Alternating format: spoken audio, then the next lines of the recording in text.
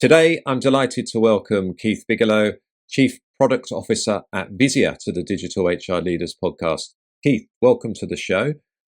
Please, could you share with listeners a little bit about your career journey that brought you to Visier as the Chief Product Officer, I think, about a year ago, I think. Exactly.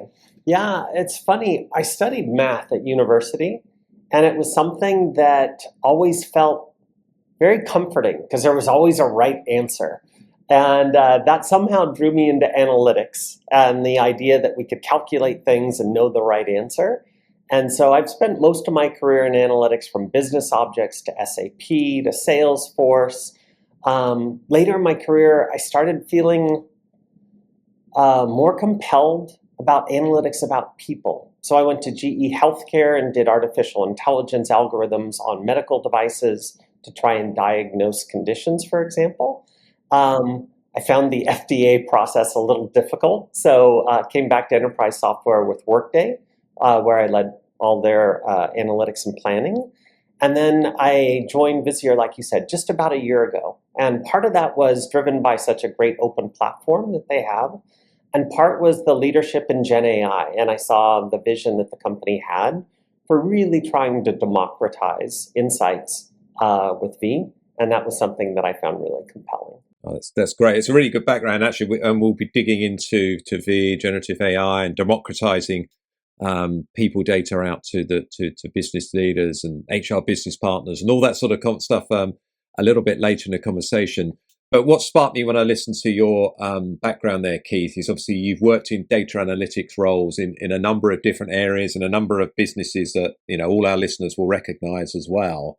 What are some of the differences that you've seen between maybe analytics from people data in terms of not servicing HR, because this isn't just about servicing HR, but what have you seen about, you know, maybe HR's readiness for people data and analytics, maybe versus other business functions during your career journey?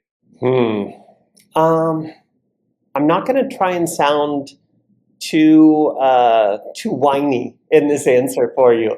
But, you know, when I think about the different C-suite members, like the CFO, you really can't run a company if you can't manage the GL. And that necessarily gets funding for analytics.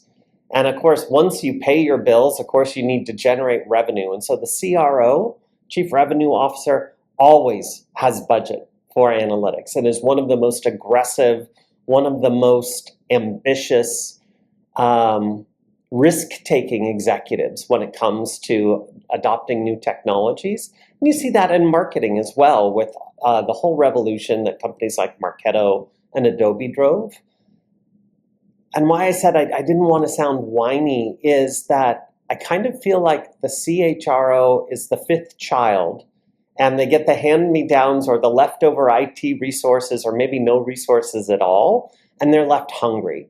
And so it's an interesting scenario where now increasingly the CHRO is one of the top 5 executives in any company, and yet their budget to drive analytics for their line of business and for the company writ large is, I would argue, a dramatic step below the 4 brothers and sisters they have alongside them. Yeah, maybe in our conversation we'll explore as to some of the reasons why that's the case, and maybe how it's beginning to change or is starting to change in certain companies, and, you know, what CHROs can do to actually to change that. Because I think, you know, it's pretty fair to say that some of them are, not all of them, it has to be said. You know, I hear when I talk to other guests on the podcast, Keith, that, you know, HR is, you know, certainly when it comes to data and analytics, is probably 10 to 15 years behind marketing. I don't know if that's something you personally agree with. Maybe is as you say, it's maybe sometimes not so obvious as to when the budget's being dished out as to how HR can have a similar impact. I think we know that that's not the case. I think if they've got access to some of these tools, they can have just as big an impact as the CRO or the CFO on the business if we apply a data lens to people. No, I'd agree. I'm happy to jump into that when you're ready to. I think that I don't think it's a lack of will, candidly. I think it is, to your point, a question of resource. So, do we have any capacity left in IT to support this function? Or resource within the department? Because it's not always the case that people who join human resources are the people who are looking to apply technology first. They're more looking to facilitate and grow talent first, which is a slightly different approach to the domain. Well, Sindhu, I think we're going to talk a little about that relationship between HR and finance as well. And I know we had your colleague Paul Rubenstein on the podcast a year or so ago. And the message that Paul was really trying to get out is how the CHRO needs to be a little bit more like the CFO, and he provides some guidance around that. And certainly in the work that we do at Insight 222, we're seeing that, for example, the head of people analytics is increasingly reporting directly into the CHRO, which I guess is a sign that things are moving in the right direction. One of the trends that we're seeing, I'm sure you're seeing at Visier as well, is the investment that companies are making around digital transformation. As someone who has been embedded into the future of work in the companies that you've worked with, and obviously now at Visier, I'd love to hear your views on the role that HR is playing in maybe driving digital transformation within organizations. Are you, in the experience of the customers that you're working with at Visier, are you seeing HR increasingly taking the reins around digital transformation, or is HR still riding pillion, if we want to keep that analogy going around taking the reins? No, super. It's funny, and I don't think this is limited to the CHRO, but most of the digital transformations that I've witnessed have honestly been more at the line of business level. So they've been each executive, that marketing executive adopting digital marketing, that sales executive adopting digital revenue generation, or the CFO, the CIO, you name it. And the CHRO has also replaced their technology stack. But I see that more as being an American at the state level rather than the federal level, if that makes any sense.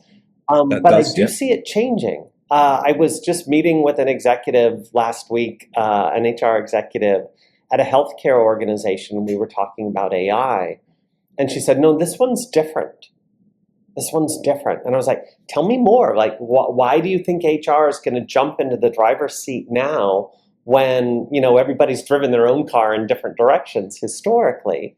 And Monica's answer was, well, because Gen AI is going to change work. And not just for one department, but for every department. And if that's true, we need someone with adult supervision looking at how it impacts work and culture across the business, lest we do something that we have to kind of back up the bus and redo because we screwed it up, not thinking through the cultural impact of the decisions that we make in deploying Gen AI.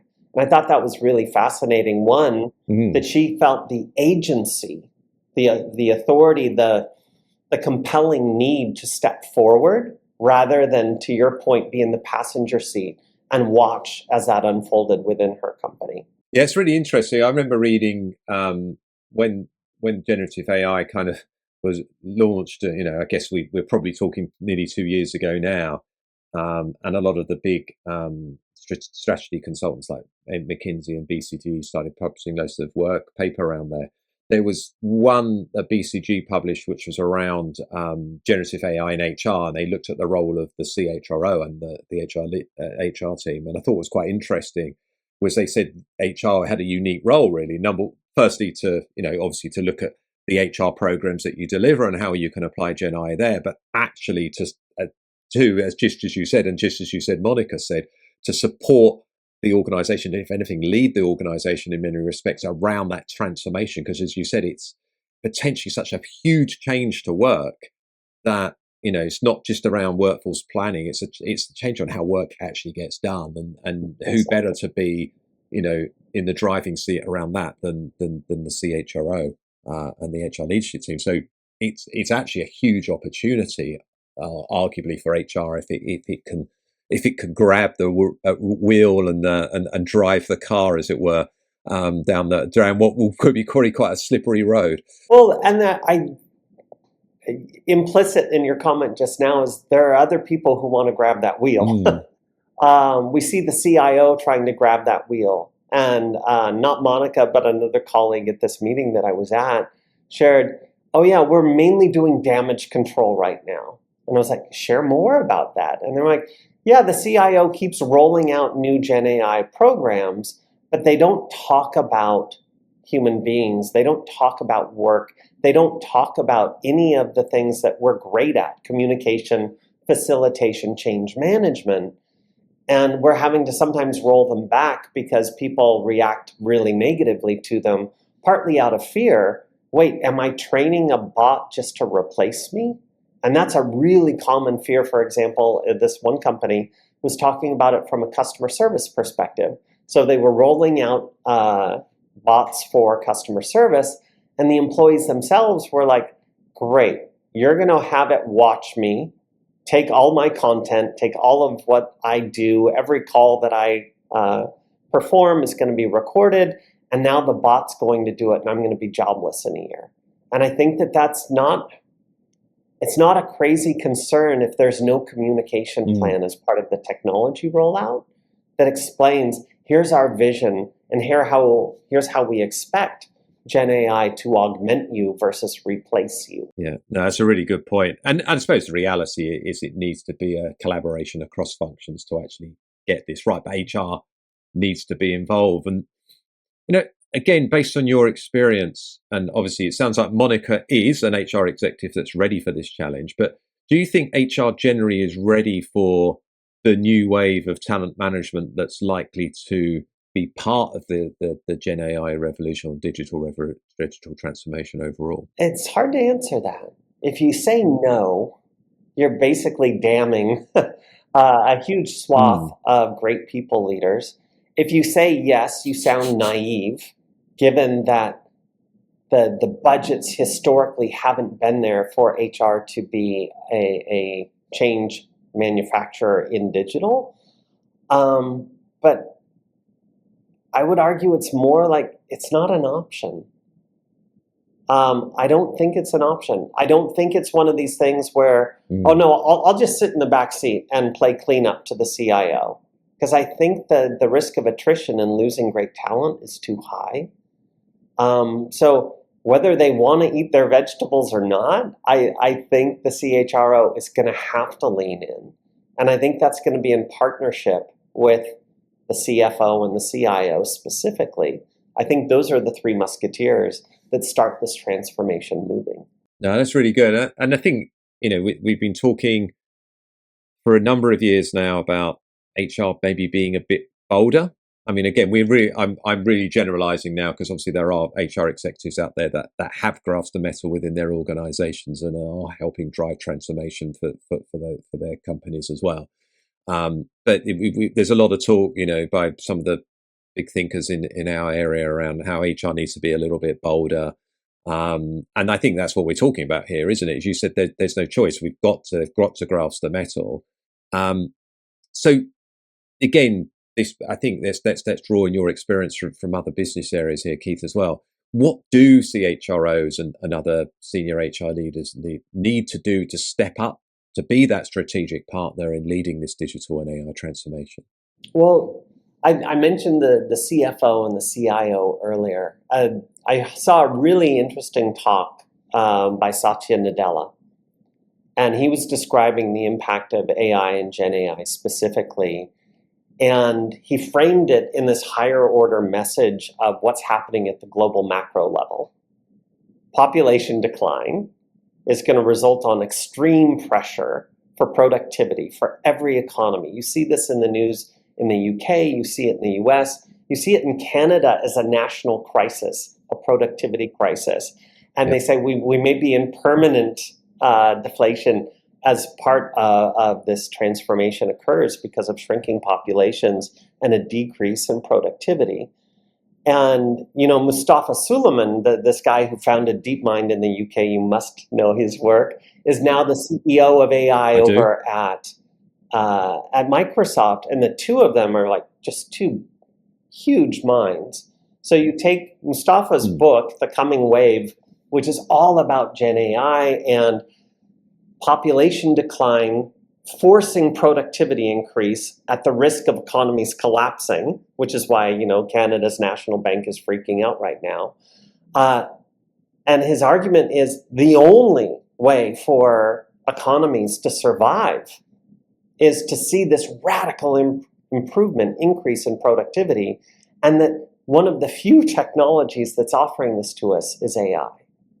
So it's almost like a gun to the head. We don't have a choice to do this.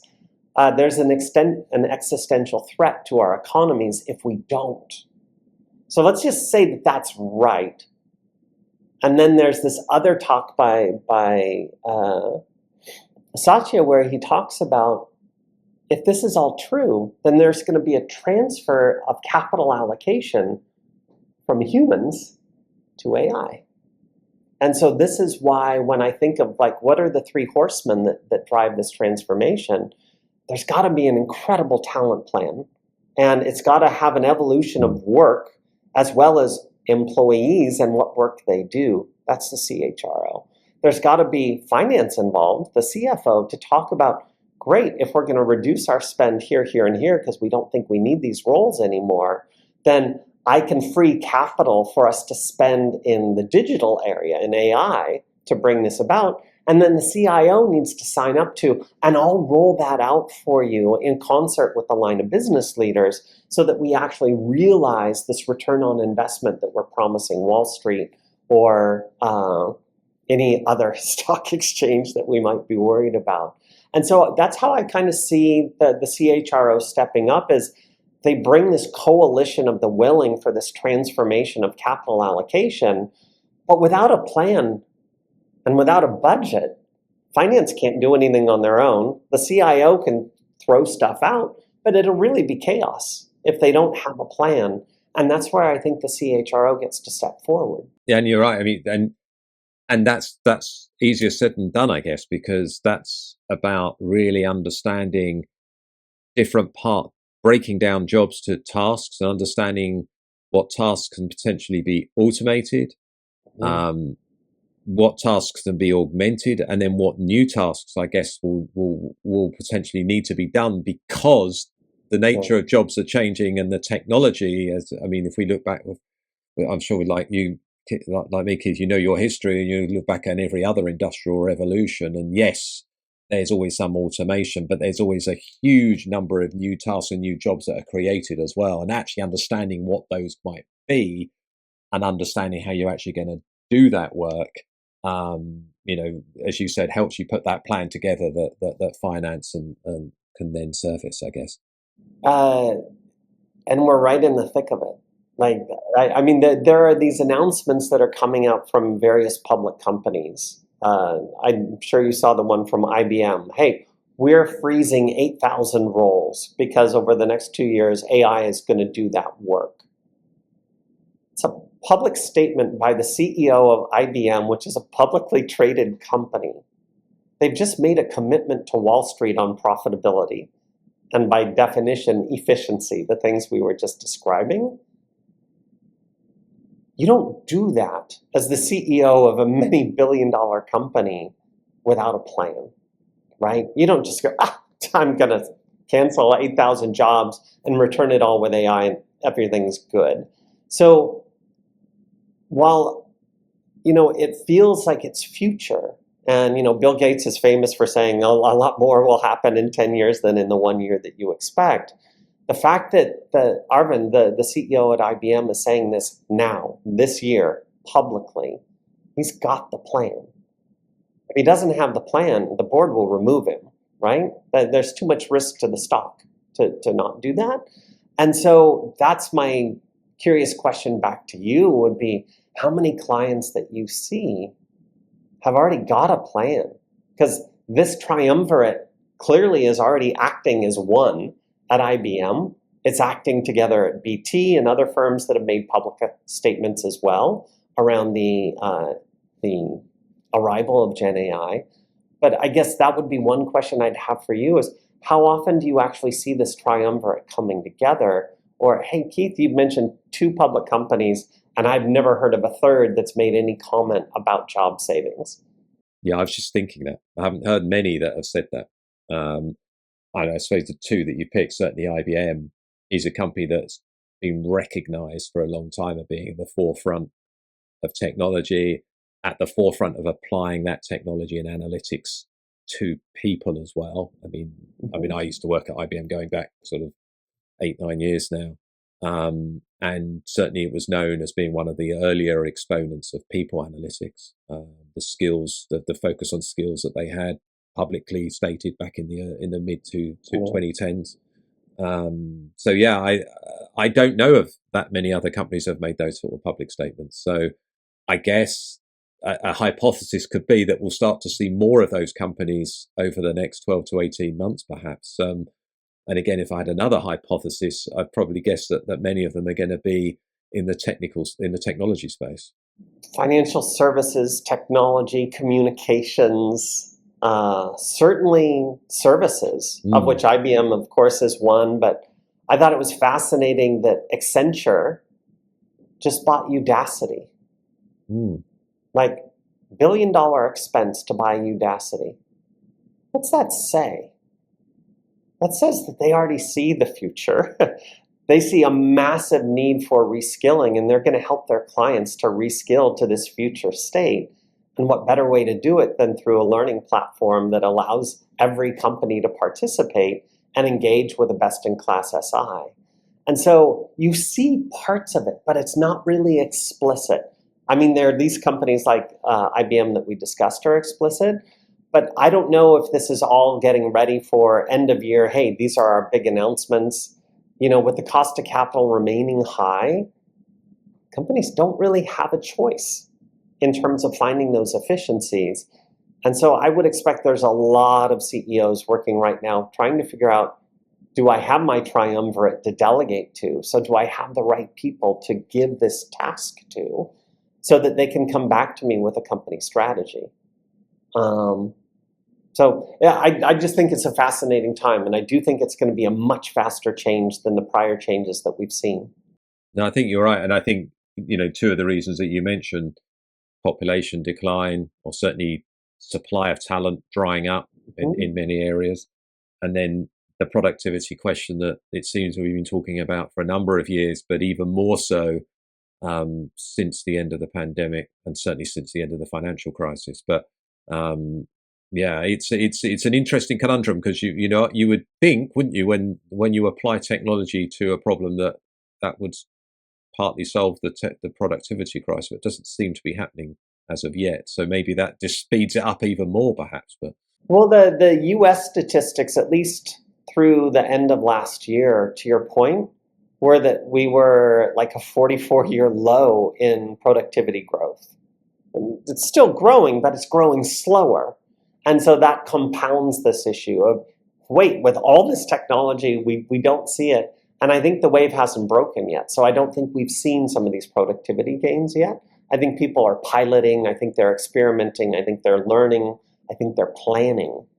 And my hope is that we start to see these companies fight for their survival and start applying their plans, because it is a pretty harsh market right now.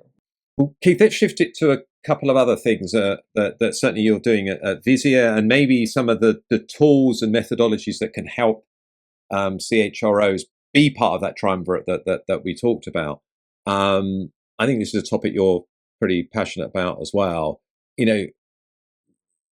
What are the ideal metric, or more likely set of metrics to measure the value that HR brings to a company? I imagine this is something that you're thinking about at Visier. Maybe you're already working with at Visier with your customers. So, what are the metrics that HR should be measuring to demonstrate its value? This is a loaded question. Sorry, I've given you a few of those, aren't I? So this one, I would really argue that we have so many metrics that HR is expected to produce, but none of them correlate to value. None of them correlate to enterprise value. CSRD, I'm sorry, but reporting my gender balance is not going to change the economic value of my company.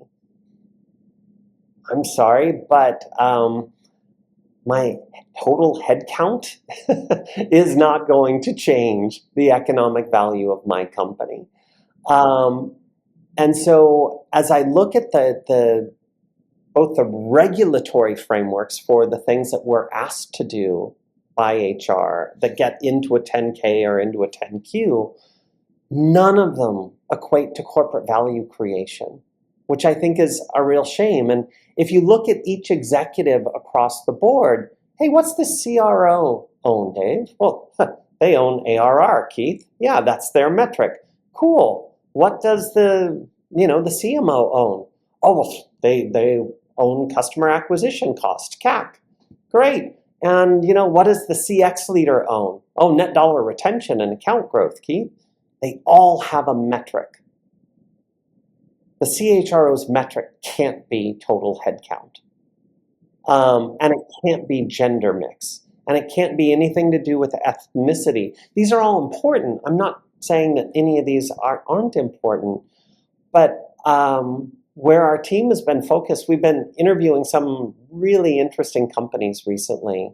And we're starting to move toward a metric definition that companies are not articulating this way, but are starting to compose the elements of it. So that my metric of choice right now for the CHRO, if I was going to say choose one and make it yours, would be net talent retention.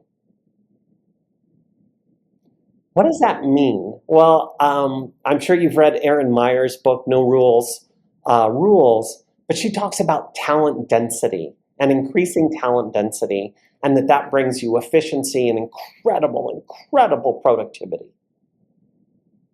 So if that's what we need at a macroeconomic level, is this insane productivity, then we necessarily need talent density. How do I measure that? Well, net talent retention, because it's who do I bring on, and are they a bar raiser? Are they raising my median IQ, EQ for the company? And who am I losing? And I don't care if I'm losing people if they actually aren't raising the bar for my company. And so if we look at the net talent retention, we're really looking at, am I going up and to the right in terms of my ability to deliver this? And some of my favorite CHROs in the research that we've been doing have actually started working with the CFO and with the CEO to compensate on a subcomponent of this metric, which is top talent attrition. And they pay on it. So you have high top talent attrition in your team, Keith, you're on watch. You are no longer a top performer for the company if you bleed talent. I mean, this is like 1980s management style, right? Attract, retain, and manage and motivate your talent. But in this market, retaining top talent is without a doubt the single most crucial element for all people leaders. And yet the person who has the best means to measure and drive that metric up is the person who attracts talent in, talent acquisition, the CHRO and the TA team, and the person who helps talent management out. So our talent team that's really driving a higher and higher performance management bar. And that may sound ruthless in terms of, Keith, you want to introduce AI, you want to get rid of our low performers. And I'm like, I don't think we have a choice. I don't think it's optional. My brother used to have a coffee cup, and it had a picture of Isaac Newton, and it said, gravity. Not just a good idea, it's the law. And I think this is very much like that. We are going to be in a position where it's not just a good idea to be more productive. It is our survival in corporations and public entities. No, it's really interesting because I've always thought, I mean, I've been working in or around the HR area for too long now. And I've always think we measure too much in HR, and we don't necessarily measure the right things. We measure things because we always have done, or because we're told to measure them, or other companies measure them. And I think what you've just landed on there is something that actually has a direct link to business performance. yes, we need to measure headcount and we need to measure the gender balance and stuff like that. It helps us keep the lights on. It's regulatory and everything else. And there's always finance measure stuff that's regulatory, but might not have a massive impact on the business. But they do measure stuff that does have a big impact on the business. And I think that's where we need to be from an HR perspective. And you talked a little bit around that. You said that some of the CHROs that you're working with on this particular topic are working very closely with the CFO and the finance department. And it was interesting. We published some research last year at Insight 222, and we were looking at, what are the factors that make people analytics teams successful? And when we're talking about successful, it's that they're having a consistent and quantifiable impact on business outcomes. And one of the characteristics we found was that they actually measure what they're doing. They measure the impact of their work, and then one of the factors within that was that there was a strong relationship with their counterparts in finance. You know, so we talked about maybe you could talk to that relationship with finance a little bit, as Keith, from your experience. But what are and then on top of that, what are the other factors that HR leaders probably need to take account of to collect, analyze, and report on the net talent retention metric and talent density that you spoke about? There are these bright stars that we get to work with, and they really are trendsetters. One of them is a jewelry boutique that is one of our customers. And their HR leadership and their finance leadership and their sales leadership are locked together. And they behave for their jewelry boutiques the way any software marketing and sales leader would behave. But they inject the human part into it in a really interesting way. So the metrics, what do? They pull employee engagement data. How is this team at this boutique working together? They pull their training data. So what have we enabled this team who's in this boutique to sell? They then look at the actual proceeds from the till of each boutique and same-door sales by this team with this training, and they A/B test it. And they look at what training has a material impact on daily revenue. And if the training doesn't increase revenue, yield, they stop. And they switch training, and I'm like, oh my God, that is exactly what HR leadership and people analytics should be doing. So the HR team, the people analytics team, is actually showing the financial impact of the behaviors of how we enable employees in creating revenue for the corporation. And we don't really do so much of this. We spend a fortune on sales enablement. But do we measure which sales enablement actually drove greater turnover in sales in terms of net proceeds? Very few companies are trying to link together these multiple subjects. And I thought it was fascinating that they were looking at the team dynamic. Do you, Dave, and I get along? And if we don't get along, do we undermine each other in this boutique? And if we do, then we need to change the composition of the team to bring up that yield. And so as I think of the factors, they're pulling sales data now. They're pulling other elements like learning data as it contributes to sales, as opposed to, you made this kind of comment rather quietly a few minutes ago. Don't measure how many people we've trained. That is a worthless metric. Unless there's some compliance thing behind it, great. 100% of our employees will no longer harass people because they've been trained, hopefully. But no, what's the impact on the business of this training? And I think there's a radical difference between measuring compliance and measuring business impact. And that's the type of metrics that I see from the companies that I really love in terms of how they're applying this technology about people. No, I think it's a great example. I mean, we had a similar one in the book Excellence in People Analytics from Swarovski, and they were looking at the people factors that drove customer conversion in their retail stores. and they wanted to understand the difference between a store A where they had high customer conversion, higher revenue, versus a store B where they had lower customer conversion and revenue, and they identified 4 or 5 people factors. One of them was to do with training. Actually, one of them was to do with leadership at the store level. One was to do with scheduling the right team to be on site, and they worked out if they did certain things, then they could turn more of those store Bs into store As and have a significant impact on revenue. And that, as you said, to do that, they needed to bring all their people data, their learning data, their recruitment data, together with their sales data, and their training data all together to really start to see that. And I think that's as you said, that's what the leading companies are doing. If we call it people analytics, they're not just looking at people data. They're putting their people data together with their business data to try and solve or answer a business question that can ultimately, save money, make money, etc. And I think this is maybe the key evolution that we're seeing in the people analytics field now. It's not about HR; it's about business, and it's about delivering business outcomes. No, 100%. And it's not just retail. I mean, we have manufacturing customers going through this and trying to figure out, how do I have the most engaged workforce that's the best trained, so they have the fewest injuries, so they're on the line for maximum amount of time, so the yield of my factory is the highest it can possibly be. We have hospitals, and your comment on scheduling is so... It's fascinating how important this is.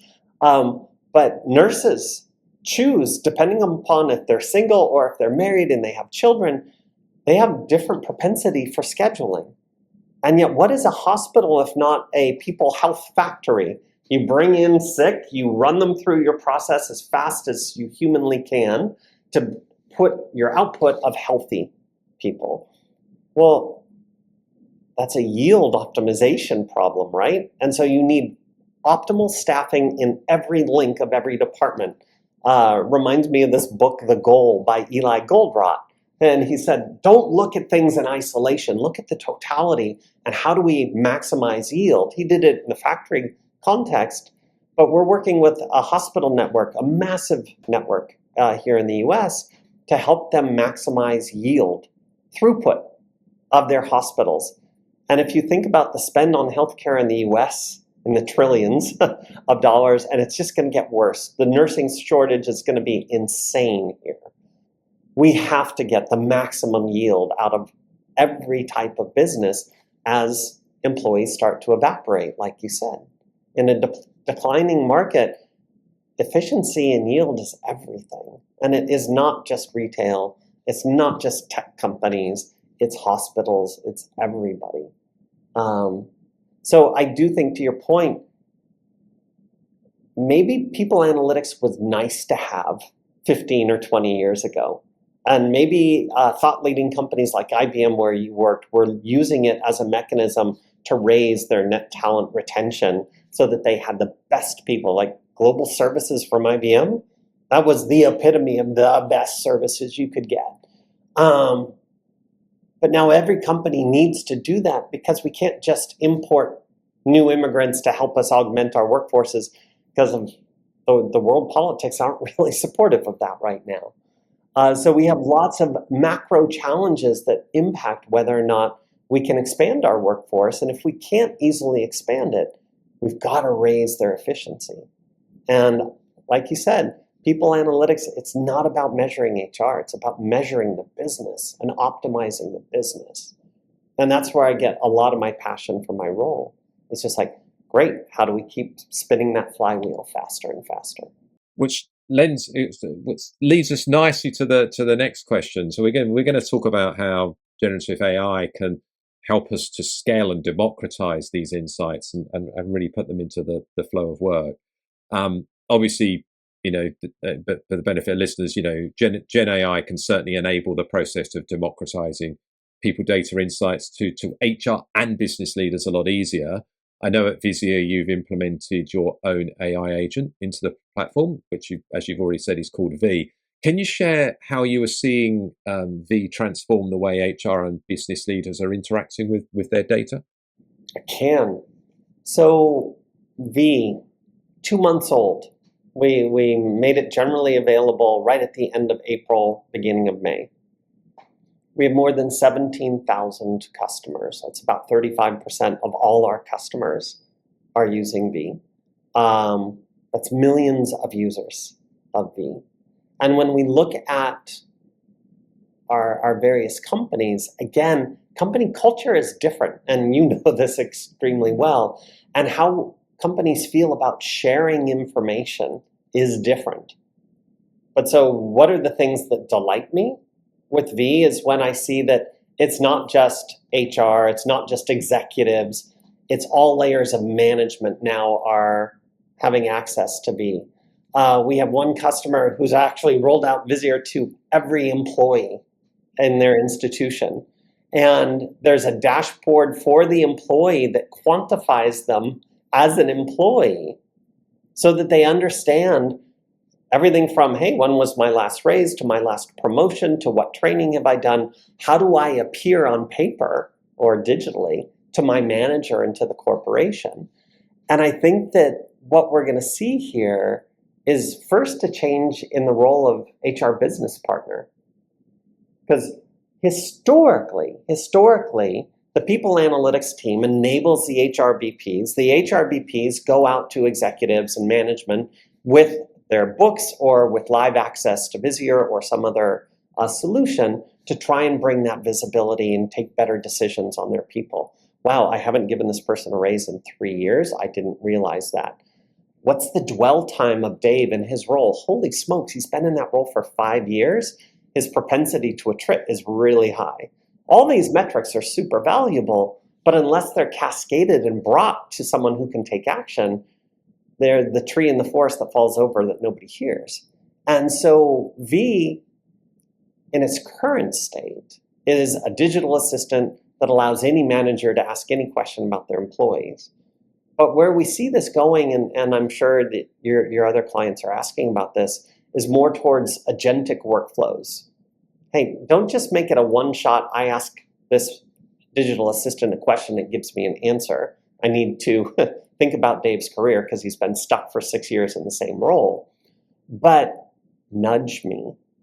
Tell me when I have obvious issues, outliers. So you can think of all the clustering techniques that we have in the old days. They all apply here for nudging, helping a manager to be a better manager. And now think to your point on democratization. How do we nudge Dave, the employee who's been stuck in the same role for 6 years, to understand this is how you show up on paper. This is how your manager sees you. You might want to consider training. You might want to consider internal mobility. You might want to consider something that demonstrates your ambition and your agency and your growth mindset. Because if you don't, you're going to be one of the victims of net talent retention, where it's just like, yeah, sorry, this person's complacent. But are they? This is one of the most fascinating conversations I've had. And it doesn't work so well with you as the example, but Jasmine, for example. Let's use her. Is she stuck in her role because her boss has biases and has left her there to dwell at that role for too long? Or is it because she doesn't have a growth mindset? Or is it some combination of the two? And so these are where I see Gen AI and AI in general helping us a ton, is to expose to the employee as well as their leader, their people leader. Hey, these are the things you should be aware of. We are looking at other types of nudges. So attrition happens in your department. Well, who are the people that were closest to the employee that just left? How do I know that? I know that through email. I know that through calendar. I know that through Slack communications, you name it, Teams. All of a sudden, I can actually come to the people leader like you, Dave, and say, hey, you might want to do check-in conversations with these 3 people. Rather than you having to think it, the agent just suggests it to you. And this is all about net talent retention. How do we make sure that we keep our best talent?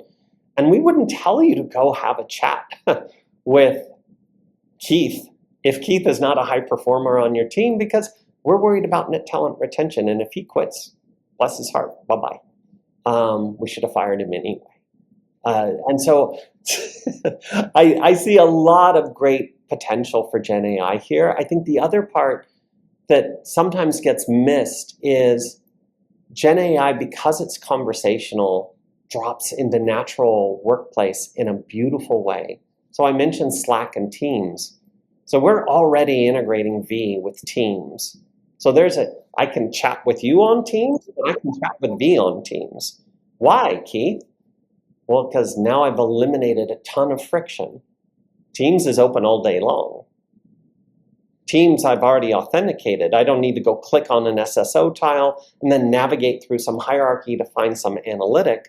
I just ask the question right there. I get an answer right there.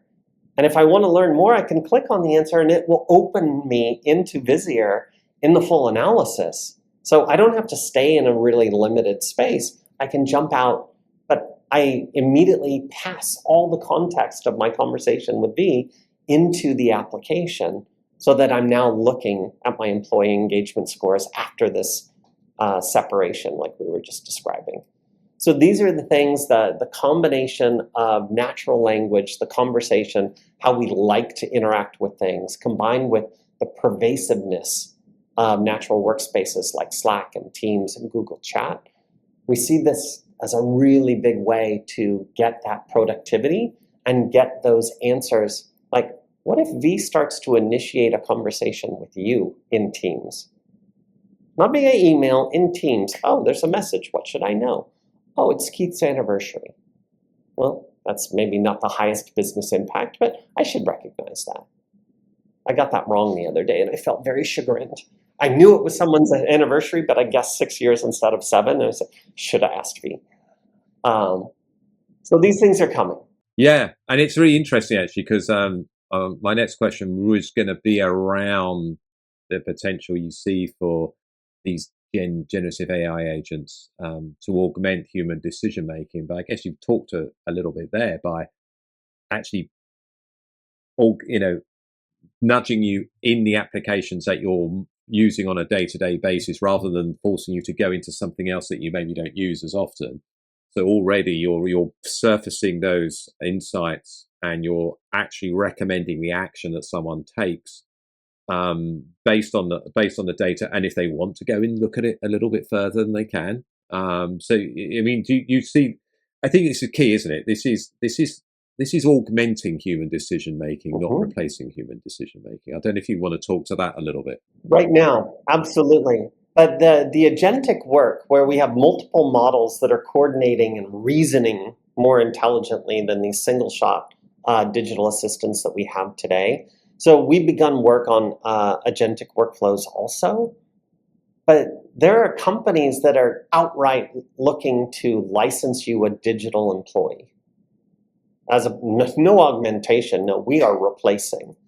And this I find really interesting. It's happening in sales. So if you go and look, I won't bother to market any of these companies, but like business development reps, you can now purchase a subscription, of course, for a business development rep. So a sales development representative for selling.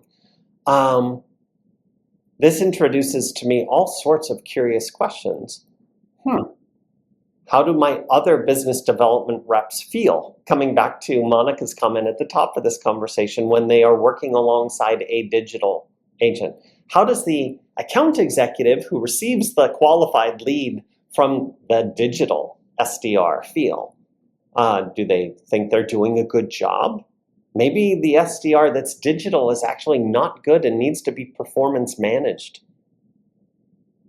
I'm not making this stuff up. If you're going to pay $60,000 a year for a digital agent, which is what one of these companies wants, you sure as hell better manage its performance, and it sure as heck better get along with the other employees that it's supposed to be working with. So not offering crappy leads, but well-qualified leads, for example, that are ready for us to move to S1. And this is going to happen in HR too. I really believe it. First, to your point, it's going to be augmentation. across every single role. Shared services, talent acquisition, HRBPs, and using good old Isaac Newton gravity, we're going to keep dropping the mundane, the repetitive to the AI, which it's good at.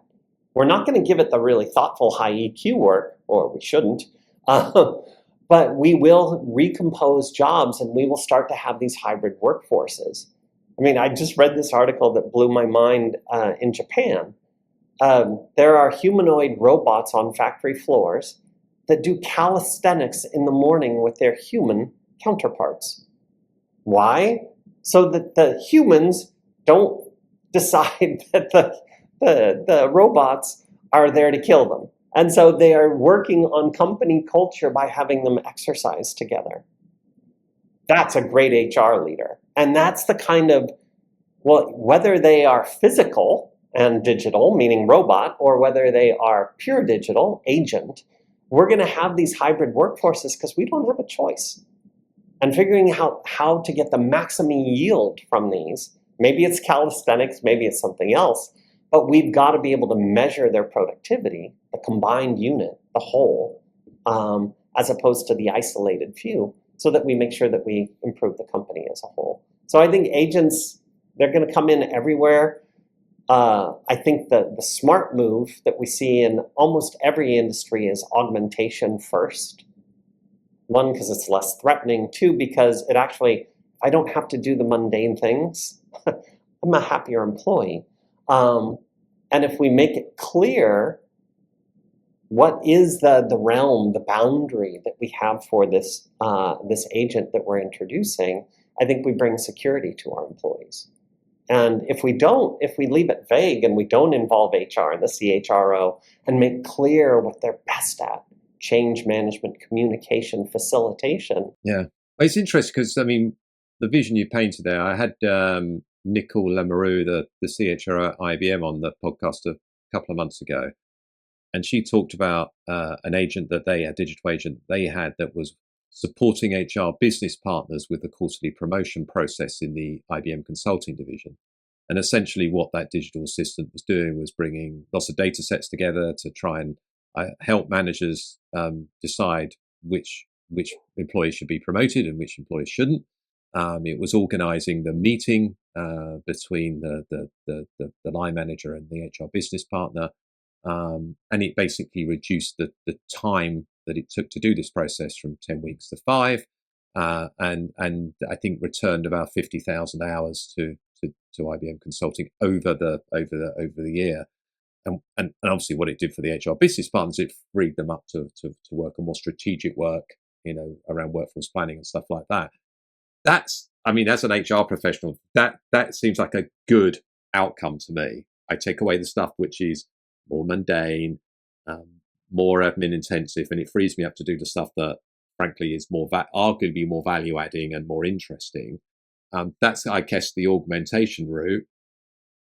But if we start going now to actually, like your example there of having in sales, having digital assistants working alongside other people doing the same job, that's going to be quite interesting. You're right. We will need to performance manage them because they're doing the same job and we're paying a third party, presumably, for that digital agent. Then we're going to make sure we're getting results and outcomes from it. So it does open up a very interesting world for us moving forward. And we're doing people analytics on our digital assistants, which sounds crazy. Maybe expand on that a bit, Keith. As you think about this, and how do you see the future of work evolving as this technology itself evolves, and it will evolve quite dramatically, I guess, over the coming years? 100%.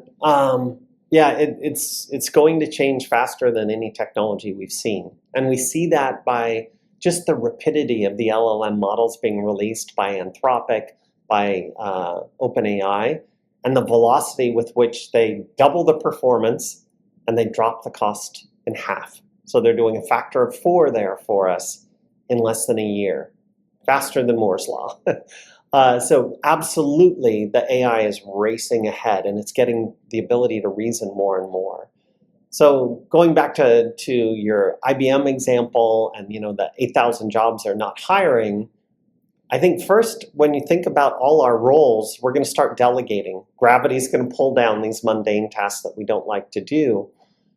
But some of the research I've read suggests that we're going to have to become more generalist rather than more specialist, because we will be taking on bits of multiple jobs as opposed to a singular job, because we've already delegated it so much to automation.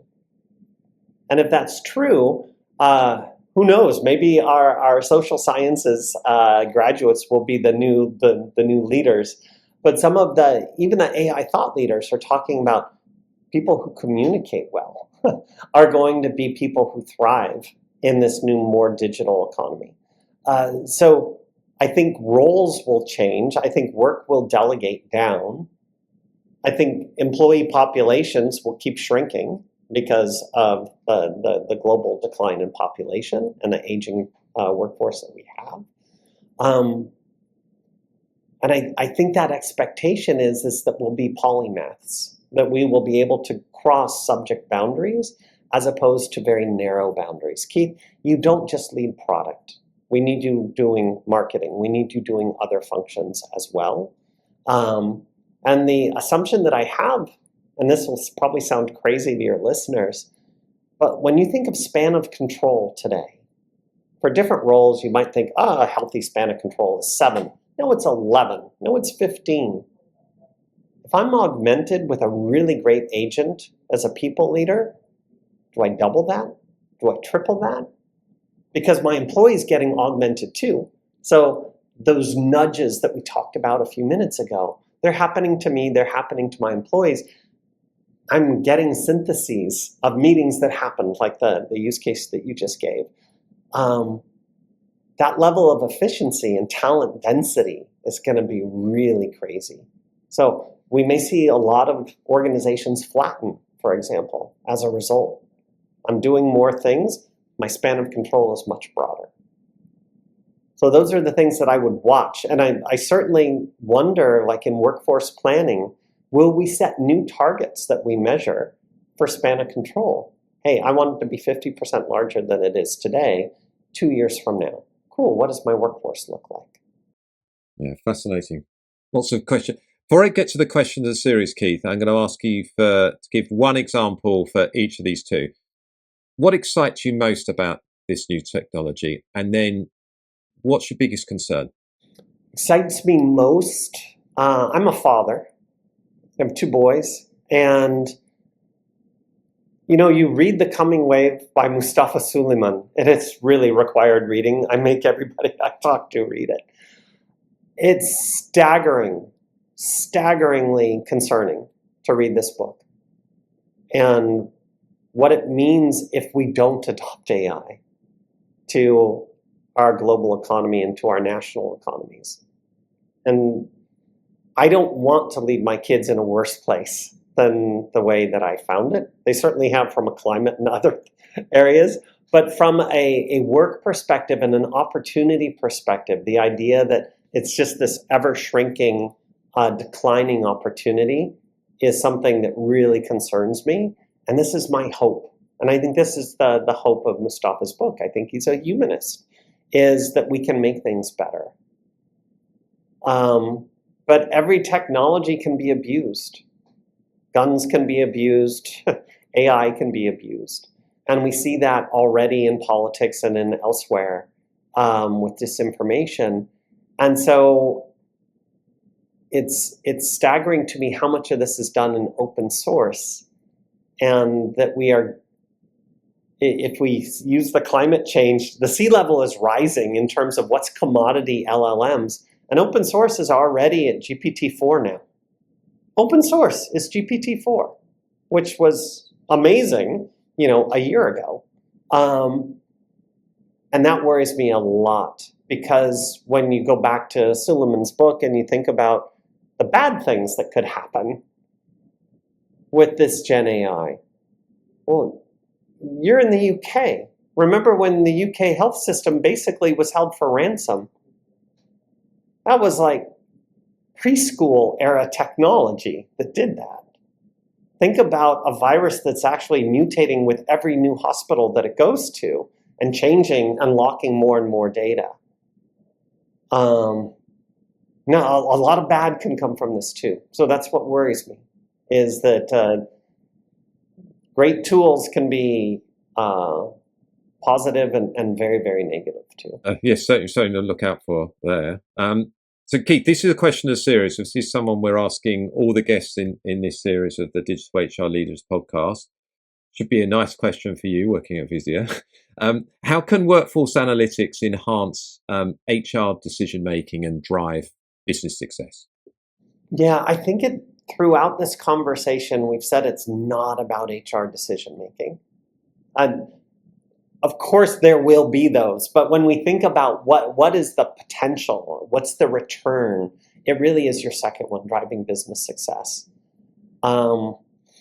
I talked about the hospital that wants to drive yield. I talked about the jewelry boutique that is driving yield. Those are the models that I hope that everyone emulates and patterns after. Because if your employees aren't well trained and they aren't well engaged and they aren't fairly compensated, they're going to be somebody else's employees. And that just puts your company at risk. Your net talent density drops. And I think it will become one of the key indicators. And I can't wait to see companies use it as a mechanism for them to actually have the HR leader not only be earning that top 5 salary that they have in companies, but much more present at the board meetings. Much more present, not about diversity, which is important, not about gender, which is important, but about the business impact of their employees. And that they can say, through turning these knobs, I've helped yield. And that is what I think workforce analytics allows us to do. And the best companies are already doing it. And it's just a matter of how do we enable the right people to think that this is their mission at the rest of the companies. That's good. Yeah. How workforce analytics enables net talent density and net talent retention. Very good. Nice thing to leave our listeners with, Keith. It's been a fascinating time for me talking with you, Keith. I've learned a lot. I don't have the book by Suleiman, but I am going to go out and buy it now. You've definitely sold that one to me. For listeners who wish to learn more about you, Keith, and maybe follow you on social media and find out more about the work you're doing at Visier and more about V, what's the best way for people to get in touch? I am so promiscuous on LinkedIn. So connect with me on LinkedIn. Connect with Visier on LinkedIn. This is where we share a lot of the innovation that we're doing, a lot of the innovation that our customers are doing. And those case studies, I think, like I said, are the model. And so I would say LinkedIn is the best place to go. There are other places, but this is the one I feel is the most professional to build those relationships on. Brilliant. Well, Keith, thank you very much for sharing your time and expertise and thoughts with listeners of the Digital HR Leaders podcast. And I'm sure we'll bump into each other at a HR technology conference sometime soon. Coming soon. Hey, thank you so much for the opportunity. In this series, we will be speaking to a range of senior leaders who are pushing a data-driven and digital HR agenda. Make sure that you subscribe via your podcast app of choice and also via our YouTube channel for free and regular interviews with the digital HR leaders of the future.